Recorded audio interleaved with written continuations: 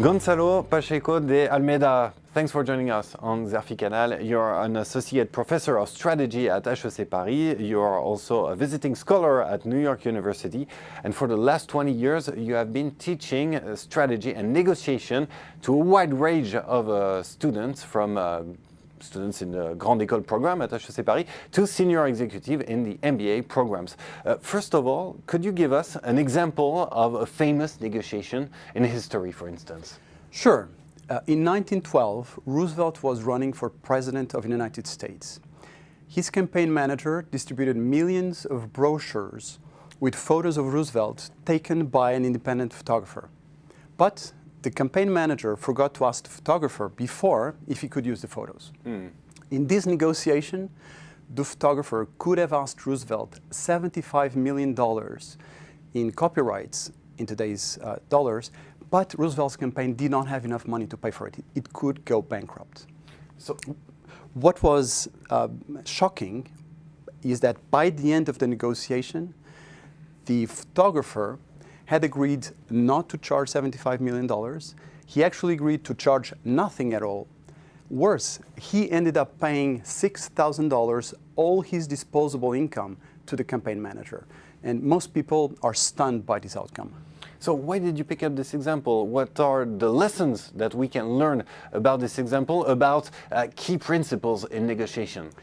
This is a classic case of a negotiator turning the tables. To turn a disadvantage into an advantage, first know your counterpart's viewpoint. One of the best ways to persuade others is by listening to them, but listen from the inside, not just what they say they want, but their underlying interests. Second, of course, be prepared, have a plan using negotiation techniques, but adapt to the information that comes during the negotiation. As Mike Tyson, a famous boxer, once said, everybody has a plan until they get punched in the face. So learn to adapt.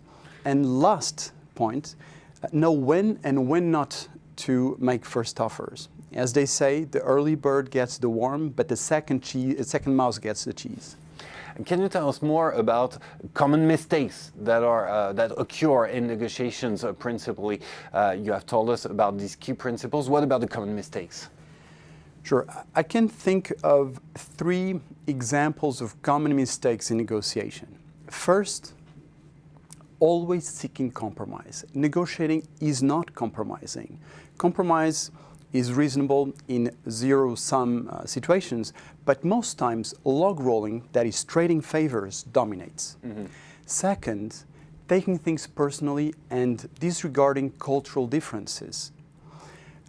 As Peter Drucker once said, culture eats strategy for breakfast. So be culturally sensitive. Try to disagree without being disagreeable. Try to argue without being argumentative. And separate always the people from the problem. Last and third and last mistake, lying. A lie always leaves a drop of poison behind, as François de Calière once said. So I said in the introduction that you were an associate professor. More specifically, you're the academic director of the HEC program on mastering strategic negotiations. So what is so unique about your program? What are you seeking to make it so unique, at least?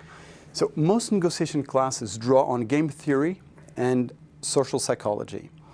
My program also does that, but it also brings in, from my recent research, unique elements of applied logic, a branch of mathematics and philosophy, to develop more advanced persuasion techniques.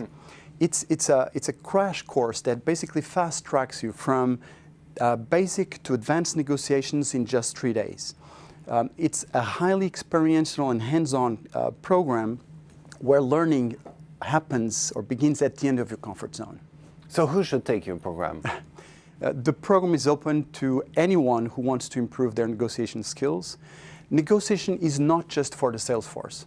Everyone negotiates all the time, at work and at home. At home also. So, and basically, so it's open to any corporate client or executive from any industry or functional area, government officials. It's also a program that offers a very efficient group bonding experience to onboard new company employees, for example. The program is offered in English, French, and Portuguese.